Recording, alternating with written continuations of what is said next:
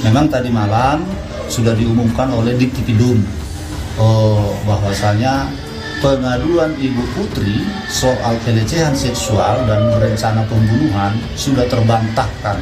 Tidak ditemukannya pidana di dalamnya. Jadi oleh karena itu Mabes Polri sudah mengumumkan bahwa pengaduan itu terbantahkan dan tidak ada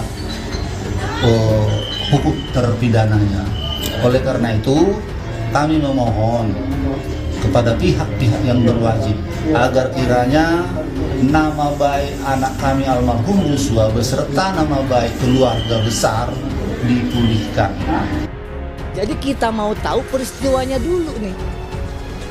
Kalaupun ya ternyata nanti tersangkanya sudah meninggal dunia, maka kita gunakan pasal 77 KUHP, Kitab Undang-Undang Hukum Pidana. Apa? Penuntutannya hapus. Tapi kan kita semua mau tahu peristiwanya itu seperti apa. Begitu loh. Dugaan kekerasannya seperti apa, dugaan pencabulannya seperti apa, ya.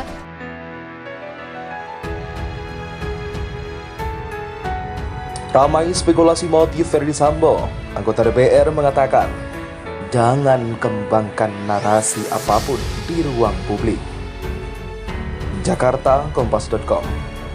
Anggota Komisi 3 DPR RI dari fraksi Partai Persatuan Pembangunan atau P3, Arsul Sani, mengkritisi sikap Menteri Koordinator Bidang Politik Hukum dan Keamanan atau Menko Polhukam Mahfud MD, yang menilai tak seharusnya Mahfud menyampaikan pada publik soal motif pembunuhan Brigadir Nofriansyah Yosua Huta Barat atau Brigadir J. Saya memang beda pendapat dengan Pak Menko Polhukam. Menurut hemat saya, kita jangan mengembangkan narasi apapun yang terkait dengan motif di ruang publik. Tutur Arsul ditemui di kantor Komisi Pemilihan Umum KPU RI Menteng, Jakarta Pusat, Rabu 10 Agustus. Yang mengatakan penyampaian hasil penanganan perkara pada publik adalah kewenangan Polri.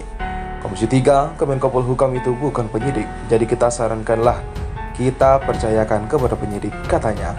Arsul menjelaskan pihak kepolisian butuh waktu untuk mencari tahu motif penembakan itu. Biasanya motif disampaikan ketika proses penyidikan sudah berakhir. Dalam pandangan Arsul ada dua hal yang menyebabkan motif belum disampaikan pihak kepolisian. Pertama, motif belum tergali secara utuh. Yang kedua, biasanya penegak hukum punya strategi penyidikan, ungkap dia.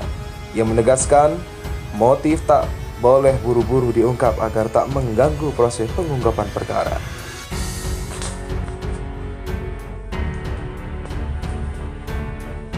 Kalau motifnya itu belum apa-apa sudah disampaikan, maka kemudian upaya untuk mengembangkan kasus ini bisa berhambat, pungkasnya.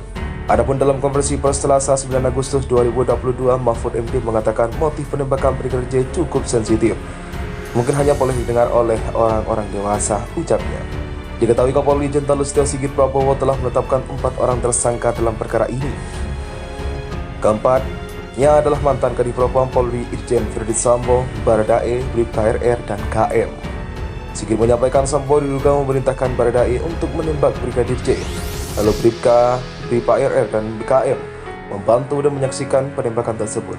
Lantas keempatnya dijerat pasal 340 Subsider, pasal 338 JO 55 dan 56 Kitab Undang-Undang Hukum Pidana dengan ancaman pidana maksimal hukuman mati atau penjara seumur hidup.